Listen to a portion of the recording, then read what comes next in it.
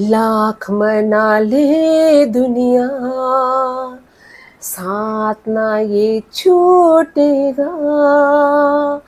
आके मेरे हाथों में, हाथ ना ये छूटेगा।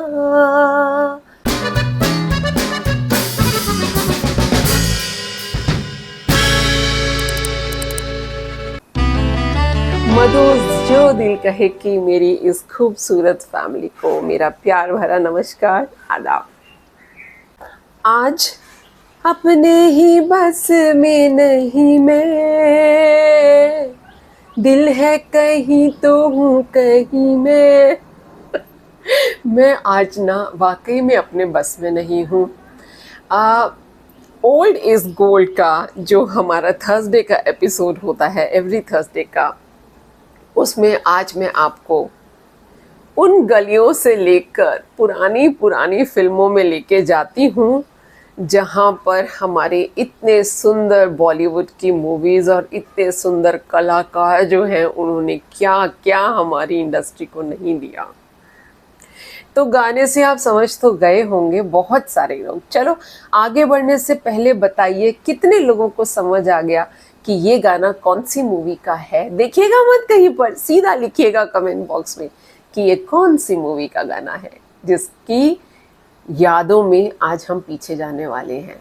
कल मैंने इसको फिर से रिवाइव किया क्योंकि जैसा मैंने आपसे बोला है, मेरा प्रॉमिस होता है ना कि आपसे जब मैंने शेयर करना है तो उस मूवी को बहुत डिटेल में शेयर करना है। उसके अंदर बहुत सी बातें होती हैं ना, और बहुत सी ऐसी चीज़ें जो कि हमें बहुत बहुत खुशी देती हैं।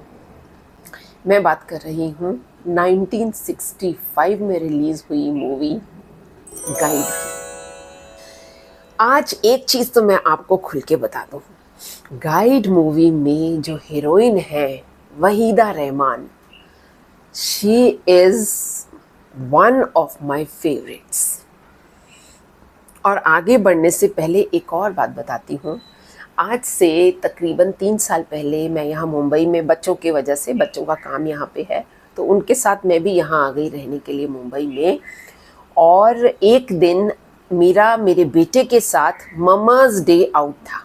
हाँ, वो मुझको ना सारे दिन के लिए घुमाने ले गया था। सिर्फ वो था और मैं थी, बाकी सब लोग अपने अपने काम में बिजी थे। तो सडनली मुझे एक बोर्ड नज़र आया जिस पे बड़ा बड़ा लिखा था और ये देखिए मुझे क्या दिखा, वहीदा।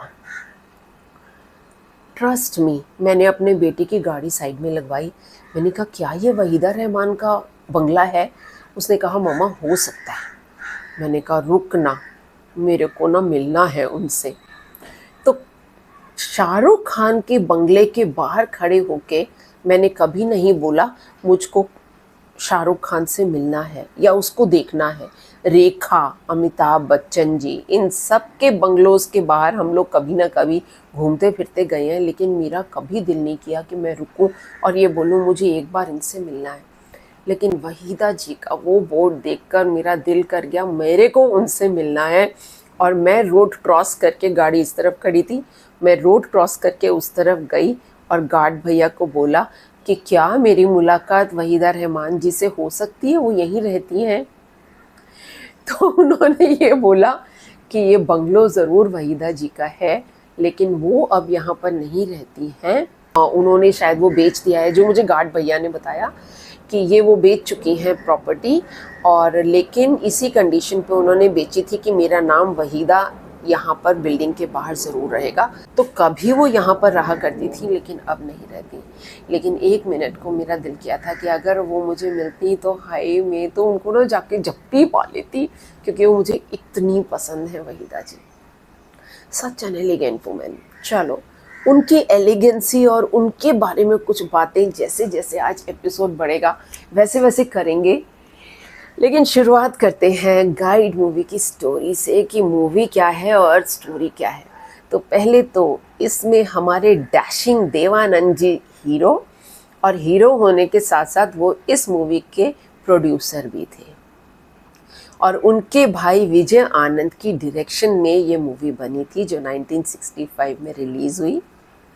स्टोरी है एक गाइड की, राजू गाइड की।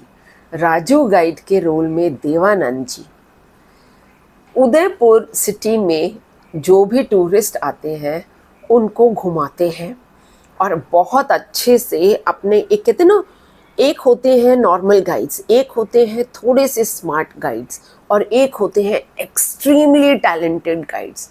तो ये आते हैं एक्सट्रीमली टैलेंटेड गाइड्स की कैटेगरी में, जहाँ पर जो भी वहाँ पर आता है वो राजू गाइड की डिमांड करता है, मुझे तो राजू गाइड चाहिए पूरे उदयपुर सिटी को घूमने के लिए। इन डिमांड राजू गाइड अपनी दुनिया में मस्त हैं। उनके घर में एक बूढ़ी माँ है और एक वो खुद हैं।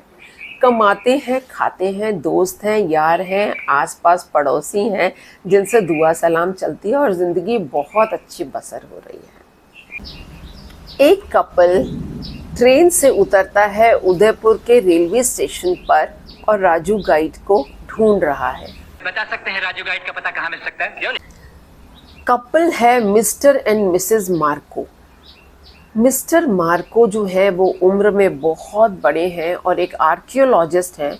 उदयपुर में वो अपने काम के सिलसिले में आए हैं, साथ में अपनी बीवी को भी लेके आए हैं, लेकिन उस बीवी को घुमाने का उनके पास टाइम नहीं है। शायद पूरी लाइफ में जब से उनकी शादी हुई है तब से मिस्टर मार्को को अपनी वाइफ के साथ टाइम स्पेंड करने का कोई शौक नहीं है। मालूम था साथ चल रही हो मुसीबत बन जाओगी। मालूम था तो लाइक के साथ। ना तो वो माँ बन सकती है क्योंकि उसका पति उसको बच्चा देने में सक्षम नहीं है और ना ही उसका पति उसको टाइम देता है। लेकिन इस उदयपुर सिटी में ये लोग जब घूमने के लिए आते हैं और राजू गाइड इनको मिल जाता है, तो राजू गाइड मिसेस मार्को जो कि है रोज़ी मार्को को वो बहुत अच्छे से पूरे उदयपुर सिटी भी घुमाता है और घुमाने के साथ साथ मिस्टर एंड मिसेस मार्को के जो रिलेशंस हैं आपस में, उनकी पोलें भी खुलती हैं और किस तरह से वो इतनी फ्रस्ट्रेटेड है या उनके झगड़ों की वजह से इतनी परेशान है कि वो इवन अपनी जान लेने की भी कोशिश करती है। तो रोज़ी कौन है? रोज़ी है Waheeda Rehman. What a beauty. लोग देवानंद को देख के फ्लैट हुआ करते थे। हमने सुना था कि अपने टाइम में देवानंद जब अपना काला सूट पहनकर सड़क पे अगर निकल जाते थे तो लड़कियां बेहोश हो जाती थी। और यहाँ पर मैं हूँ जो वहीदा जी को देखकर आहें भरती हूँ, हाय कितनी क्यूट। तो ये वहीदा जी इन द रोल ऑफ रोज़ी मार्को जब इस गाइड के साथ में घूमती हैं, और जिसे कहते हैं ना कि जब आप इतने परेशान हो तो आपको अगर कोई एक सहारा देना चाहता है, कोई एक रोने के लिए कंधा देता है, तो आप उसकी तरफ इंक्लाइंड हो जाते हो। और पर्टिकुलरली जब आपका जो पति है वो आपके रिबेल करने पर या आपके कुछ भी बोलने के ऊपर आपको तलाक देने के लिए तैयार हो जाता है, जा निकल जा, तो इसमें भी हिम्मत आती है। ये डांस करना चाहती है, she is a beautiful dancer. तो ये जब इस गाइड के साथ जा रही है घूमने के लिए, तो कहीं एक विलेज में जाके नागिन का डांस भी कर रही है सबके साथ मिलकर। और वैसे ही वो जब गाइड के साथ घूम रही है तो मार्केट से घुंघरू डाल के सारा रास्ता घुंघरू छम छम छम छम करती हुई जा रही है, उसको कोई शर्म नहीं आ रही। राजू के कहने पे वो इतनी हिम्मत बटोरती है जो उसके अंदर पहले नहीं थी।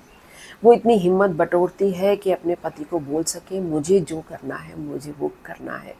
लेकिन पति कहाँ सुनने वाला था, पति ने तो बोला जा। ये लाचार कहाँ जाए, बैग उठा के राजू गाइड के घर आ जाती है। जब वो घर में डांस कर रही है तो पूरे आसपास के पड़ोस वाले छिछोरे जो है वो विंडो से झांक रहे हैं। राजू गाइड भिड़ जाता है, लड़ाइयाँ भी करता है, सब कुछ करता है। तो माँ भी नाराज़ हो जाती है। माँ कहती है भाई तू एक लड़की के पीछे सारी दुनिया से दुश्मनी मोल ले रहा है, क्यों ले रहा है? लेकिन राजू गाइड नहीं मानता और वो रोज़ी का पूरी तरह से साथ देता है। माँ भी छोड़ के चली जाती है उसके मामा के पास रहने, और राजू का अब एक ही कंसंट्रेशन है कि मैं किस तरीके से इसको सपोर्ट करूं रोज़ी को, ताकि ये लाइफ में आगे बढ़े और जो उसका पैशन है उसको वो पूरा करे।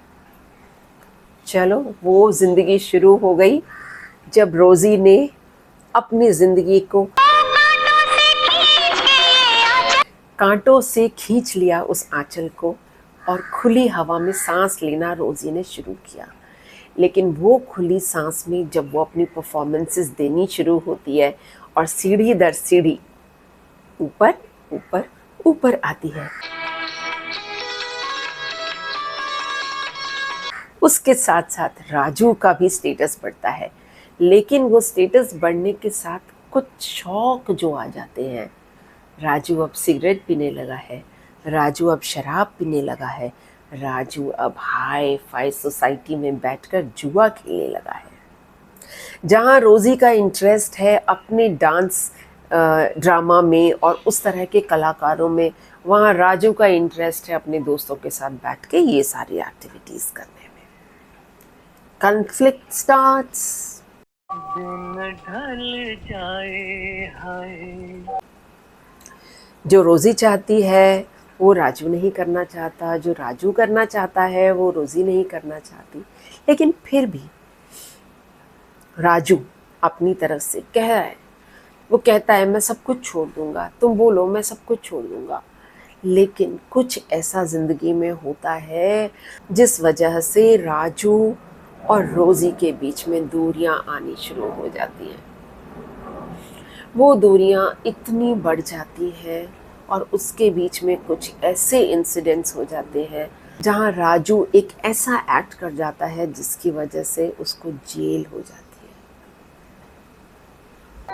तेरे प्यार में जब इंसान पास पास होते हैं ना तो एक दूसरे की कमियां निकालते हैं, लेकिन जब लोग एक दूसरे से दूर हो जाते हैं तब उनको एक दूसरे की अच्छाइयाँ याद आती हैं। दोनों को एक दूसरे की अच्छाइयाँ भी याद आ रही हैं। राजू 2 साल की जेल काटता है, बाहर निकलता है, पहले खड़ा होता है कि शायद मैं अपने घर की तरफ वापस चला जाऊं, कौन है तेरा। लेकिन घर की तरफ वापस ना जाके वो एक ऐसी जगह पर चला जाता है जहाँ कुछ ऐसे एक्ट्स होते हैं जिनकी वजह से उसको सन्यासी बाबा समझ लिया जाता है, स्वामी जी बना देते हैं उसको। वो ना चाहते हुए भी उस गांव का स्वामी बन जाता है और वो स्वामी ऐसा स्वामी बन जाता है जो एक दिन एक स्टोरी क्या उसने नरेट कर दी कि एक साधु बाबा थे जो बारिश नहीं पड़ रही थी, जिसके लिए उन्होंने भूखे प्यासे रह के व्रत रखा और पानी बरस गया। तो जो सारे गांव वाले होते हैं वो उसको साधु बाबा समझ के, और वो बेचारा उस जाल में फंस जाता है कि उसको वो सब भी करना पड़ता है और उस सब का अंजाम होता है या इस राजू का ट्रांसफॉर्मेशन होता है, इसका इंट्रोस्पेक्शन होता है, क्या होता है ये मैं आपके लिए ओपन छोड़ती हूँ। इसको देखिए, आखिर में ऑलमोस्ट पूरी स्टोरी बता दी है, लेकिन सिर्फ स्टोरी बताई है। इसके जब आप सीन्स देखेंगे इतना ब्यूटीफुल, मैं हैरान हूँ कि हम सोचते हैं कि आज टेक्नोलॉजी इतनी एडवांस हो गई है तो आज ही के डेट में जो हमको सिनेमैटिक इफ़ेक्ट्स मिलेंगे वो तब आज मिलेंगे, लेकिन आप उस टाइम के सेट्स देखिए, गाने इतने ब्यूटीफुल गाने, एक एक गाना उसका। पहला गाना जो शुरू होता है, वहाँ कौन है तेरा मुसाफिर जाएगा कहाँ, ये गाना जो शुरू होता है, ये बेसिकली जो शुरू हुई है मूवी वो जेल से जब वो छूटा है, तो जब वो अपने गांव की तरफ जाने की कर रहा है, मतलब शहर की तरफ, उदयपुर शहर में रहता था ना, तो जब वहाँ जाने की कोशिश कर रहा है तो ये गाना पीछे चल रहा है, वहाँ कौन है तेरा मुसाफिर जाएगा कहाँ। इतने मीनिंगफुल गाने हैं। नाग बस्ती में जब वो डांस करती है वहीदा, रोज़ी, क्या ब्यूटीफुल डांस करती है। उसमें कोई गाना नहीं था, उसमें सिर्फ म्यूज़िक था। एंड अगर आप लोगों को पता ना हो, वहीदा जी जो हैं वो एक बहुत अच्छी भरतनाट्यम डांसर है। मैं अभी वहीदा जी के बारे में आपको कुछ डिटेल्स देने वाली हूँ, लास्ट तक वीडियो देखिएगा। तो इसमें उन्होंने अपने डांस के पूरे स्किल्स दिखाए हैं, क्योंकि उनको डांसर ही एक दिखाया गया है जिसमें वो आगे चल के अपना प्रोफेशन बनाती हैं। तो वो नाग बस्ती वाला डांस भी बहुत ही खूबसूरत था उनका। एक गाना मेरा बहुत फेवरेट है, नैना लागे रे जाने क्या हो अब आगे रे, नैना लागे रे पिया तो से। ये गाना ही उनका पूरा लीप दिखाया गया है जो उनका डांस का करियर शुरू होता है। इसी में वो जो पैरास पूरे ऐड होते चले जाते हैं, और इसमें जो सेट्स बनाए एक पर्टिकुलर जगह पे, तो मुझे वो सेट इतना ब्यूटीफुल लगा। द कॉम्बिनेशन वॉज, बैकग्राउंड भी ब्लू है, साथ में वहीदा जी वाइट कलर के अटायर में विद सिल्वर, और वो जो शाइन्स हैं उनके ड्रेस के ऊपर, उनके जो एक्स्ट्रास दिखाए हैं ना आसपास, उन्होंने पिंक कलर का अटायर उसी टाइप का डाला हुआ है। Oh my God, what a beautiful combination of blue, pink and white. इतना खूबसूरत सेट लग रहा है वो देखकर। और भी जो भी डांसेस किए हैं और जो ड्रेसेस हैं वहीदा जी की, कितनी ब्यूटीफुल डली हुई हैं, मज़ा आ गया। वहीदा जी की performance, she is such a natural performer. Oh my God, ये मूवी इतनी सुपर डुपर हिट थी कि इसको उस साल का फिल्म फेयर अवार्ड जो मिला वो सिर्फ एक नहीं मिला।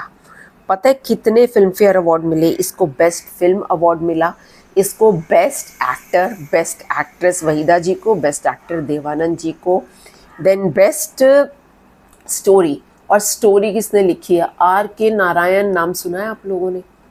जी हाँ, ये स्टोरी लिखी हुई है R.K. नारायण जी की, और उस स्टोरी को अडेप्ट किया गया था इन लोगों ने, देवानंद एंड विजय आनंद ने इसको लिया था। सिनेमाटोग्राफी पे भी इसको फिल्म फेयर अवार्ड मिला है। Best story, best dialogue also. एक गाना जो अभी शुरू में मैंने गाया, धीरे मेरे सपने, ये भी कितना प्यारा गाना। पिया तो सी नैना लागे रे, तो बता ही दिया मैंने। गाता रहे मेरा दिल, ये इसका मेरे को ना सुर नहीं लगता है। तू ही मेरी, सॉरी सुना देती हूँ। गाता रहे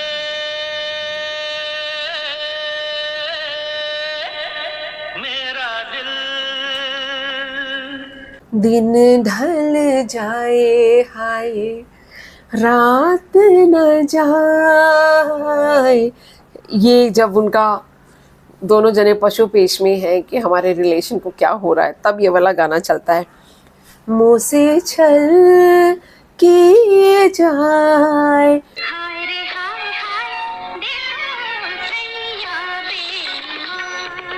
जब रोज़ी के साथ में कुछ छल करता है जो हमारा राजू गाइड है, देखिएगा क्या छल करता है, मैं नहीं बता रही हूँ वो। और फिर जब वो जेल जाने वाले सीन से पहले, क्या से क्या हो गया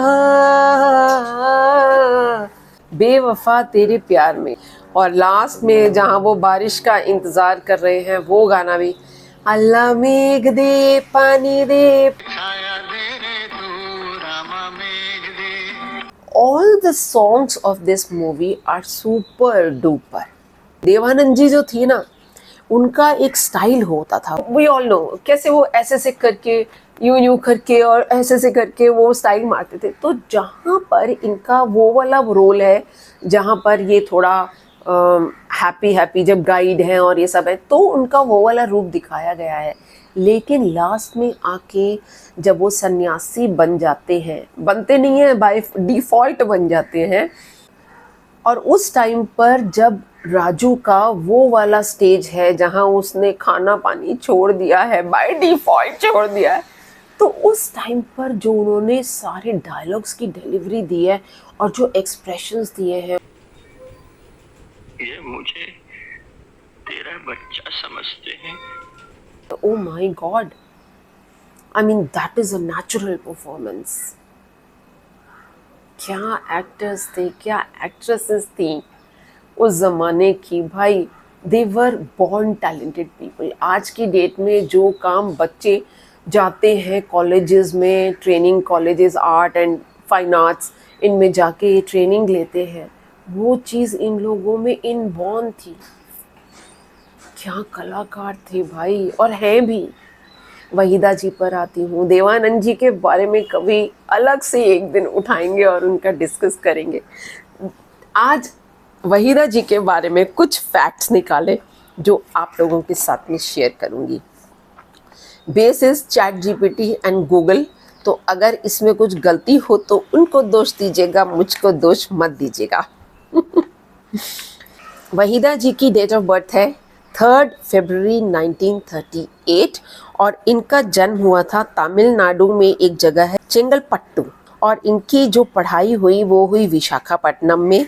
एंड इनकी फैमिली बहुत अच्छी एजुकेटेड, और इनके फादर जो थे वो डिस्ट्रिक्ट कमिश्नर हुआ करते थे। तो she belong to a very good family. एक पहले ज़माने की हीरोइंस के बारे में पर्टिकुलरली एक मिथ है कि उस टाइम पर जो हीरोइंस आती थी मोस्टली वो ऐसे आती थी जो कि थोड़ी सी जिनका फिनेंशियल कुछ प्रॉब्लम हो, अपने अच्छे घरों के लोग जो हैं वो अपनी बेटियों को आने नहीं देते थे फिल्मों में। ऐसी एक सुनी सुनाई बातें हैं, मुझे नहीं पता ये कहाँ तक सच है, लेकिन एक बहुत ही रेनोन्ड फैमिली से थी।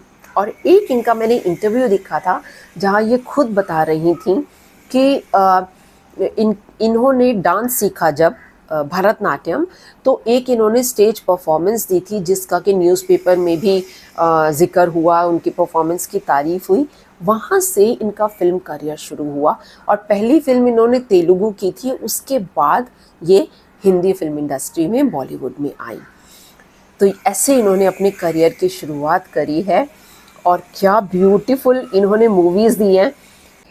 वहीदा जी की और मूवीज़ जो कि बहुत सुपर हिट हुई हैं और मेरी देखी हुई हैं, लेकिन मैं रिवाइव करने वाली हूँ। अगर आप मेरे साथ रिवाइव करना चाहते हैं तो आप लोग भी देख लीजिए, फिर हमें इस पे बात करने में और ज़्यादा मज़ा आएगा।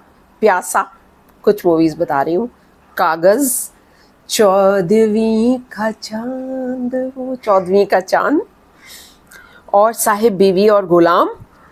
देन आगे चल के इन्होंने, ये तो उनकी तब थी जब वो हीरोइन के रोल्स करती थी, फिर धीरे धीरे करके जैसे ये मैच्योर होती गई एज में, तो इन्होंने अपने जो रोल्स हैं वो भी मैच्योर्ड वाले लेने शुरू किए। तो उसमें कभी कभी लम्हे लम्हे में वो अनिल कपूर की वो दाई माँ बनती हैं शायद, बहुत अच्छा रोल है इनका। I still remember that role, क्या ग्रेसफुल तरीके से उसमें उन्होंने वो बात करती हैं वो। और लम्हे के बाद चांदनी मूवी आई थी, उसमें भी ये थी। बहुत सी मूवीज़ हैं। दिल्ली 6 में भी मैंने इनको देखा है। दिल्ली 6 तो अभिषेक बच्चन के साथ थी ना मूवी शायद, उसमें भी इनको मैंने देखा है। तो क्या ब्यूटीफुल मूवीज़ इन्होंने दी हैं, वाह भाई। और अभी भी ये आती रहती हैं, कभी किसी डांस शो में जाती हैं, कभी ये जो अवार्ड सेरेमनीज़ और जो शोज़ होते रहते हैं उनमें जाती हैं। कितने तो अवार्ड्स इनको मिले हुए हैं, बाप रे। शी इज़ अ पद्मश्री मिला हुआ है इनको, civilian award, Padma Bhushan civilian award मिला हुआ है, दादा साहेब फाल्के अवार्ड मिला हुआ है, और फिल्म फेयर अवार्ड तो इनको बहुत सी मूवीज़ के लिए मिले हुए हैं। तो क्या बताऊँ, ऐसी एक हस्ती हमारे बीच में है। मुझे पता नहीं क्यों ये बैक ऑफ द माइंड में था कि शी इज़ अनमैरिड, क्योंकि मैंने इनके ना फैमिली के साथ में कभी नहीं देखे। इनके जो भी आते रहते हैं ये सोशल मीडिया पे, वो हमेशा इनको अकेले आते हुए देखा। तो पता नहीं कैसे बैक ऑफ द माइंड में था कि she is unmarried, but no, she is married. एक फिल्म्स में ही काम किया करते थे। कंवलजीत उनका स्क्रीन नेम था, कंवलजीत। उनकी ये वाइफ हैं और उनकी ऑफ कोर्स डेथ हो चुकी है, उनके हस्बैंड की, और इनके 2 बच्चे हैं, एक बेटा और एक बेटी। तो वाह वहीदा जी, क्या हैं आप। भगवान से दुआ करती हूँ आप हमेशा स्वस्थ रहें, आपको भगवान बहुत लंबी आयु दे और हम आपको ऐसे ही प्यार देते रहें। और ज़िंदगी में कभी मुझे मौका मिले तो मैं आपको आके ज़ोर से एक हगी दे सकूं, मेरा बहुत दिल है। चलो दोस्तों, फिर आती हूँ आपसे मिलने के लिए, कुछ दिल की गलियों से निकलते हुई कुछ पुरानी यादें ताज़ा करने के लिए। आप लोग भी कमेंट बॉक्स में बताइएगा। आप में से बहुत लोग हैं जो मुझे कमेंट करके बताते हैं।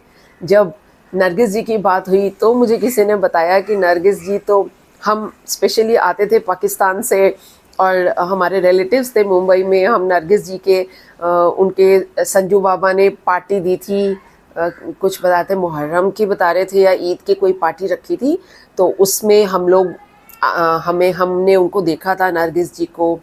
तो लोग अपने अपने सब किस्से बयां करते हैं, अभी भी कीजिएगा। कितने लोगों की यादें जुड़ी हैं देवानंद और वहीदा जी के साथ। फिर मिलते हैं, खूब खुश रहिए, प्यार बांटते रहिए।